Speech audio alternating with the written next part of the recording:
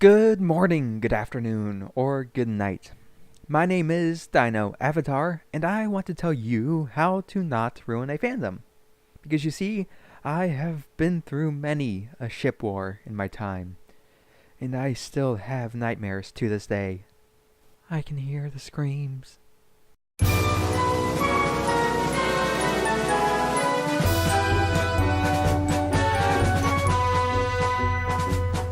So, you've made a hit TV series and you now have a fandom. Let me give you some tips on how to not let that fandom become a toxic sludge of poison and regret that so many others have become.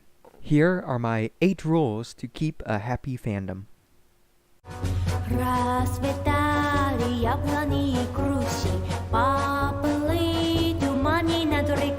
Rule number 1. Never encourage shipping.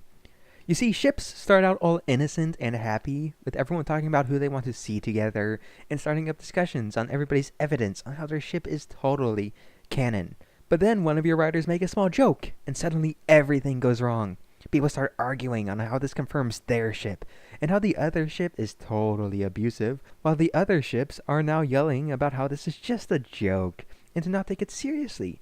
While again, and I say this with heavy sarcasm, confirmed ship is confirmed because they mentioned it outside of the show, and that is better than in-show evidence because of reasons. All of this then sets off a ship war. The way I see it is that shipping is a cancer on any fandom, and you must cut it off before it gets too late.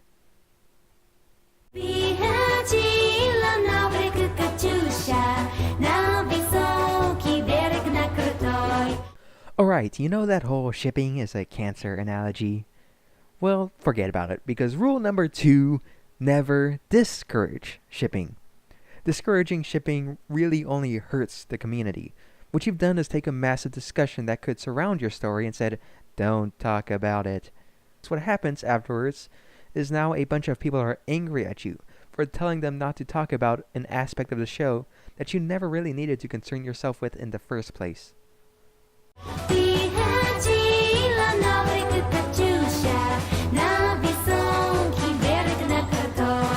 Rule number 3, just don't talk about shipping. That's really the moral of the story here.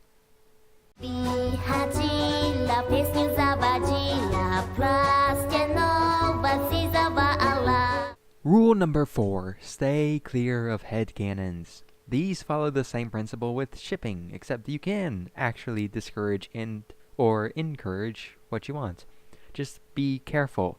And if you see a headcanon getting so popular that people will be disappointed or worst case scenario, incredibly angry, you need to shut it down before it gets too big. Hey, another cancer analogy.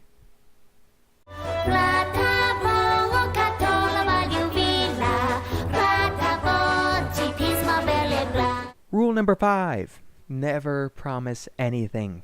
If you do promise something and don't deliver on it, you will get backlash. Backlash leads to hate leads to anger leads to a fandom civil war with one side saying, so they missed a deadline, at least we're getting a better product, and the other side saying, but we give them our money and yet they still make delays. Or they argue about whatever you promised. Either way, be careful. No matter how you explain the situation, there will be backlash.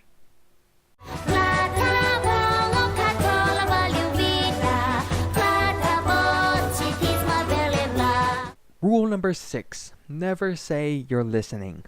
Well, I guess it's more like never say I'm listening, but saying I'm listening is the fastest way to create an entitled fan base. What happens is that people start giving suggestions, orders, and when you don't use these suggestions, you get very angry people wondering why their far superior idea wasn't used over your awful idea in your show. How dare you not write the show specifically to my tastes? And then you get defenders saying their idea sucked and your idea is better, yada yada ship wars.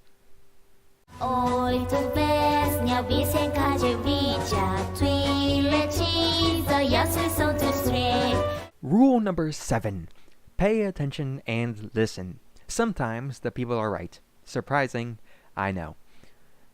But when they are right, you should pay attention and listen. If they've got criticism that'll help you tell your story better, listen.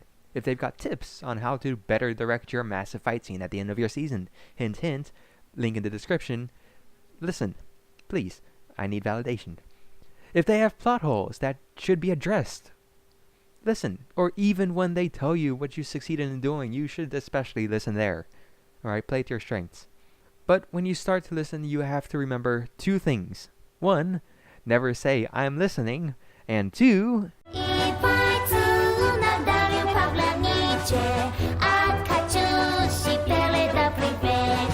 rule number 8. Nobody knows your story better than you. This is one that is easily forgotten. When you have a fandom, suddenly there are hundreds of voices telling you how to write your story, what plot points you should use, what should happen, who should end up with who. And you start to think, I should listen to them, like what Rule 7 said. But just blindly listening to what everyone says will end up with a mess of a story. Too many cooks and all that. I'm not saying to never listen to anything, that's what Rule 7 is for. Just make sure any advice, suggestions, or criticism is applicable to the story that you want to tell. If people don't like how your story ends up, that's unfortunate. But your story dictates the fandom, not the other way around. Cool? Cool.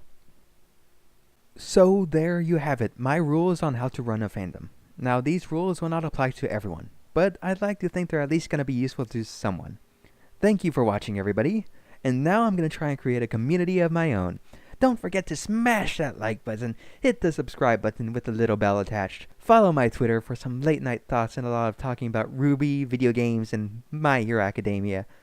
And lastly, please, please, please do not comment on this video and or tweet at me expecting a response. I'm really bad at talking to people.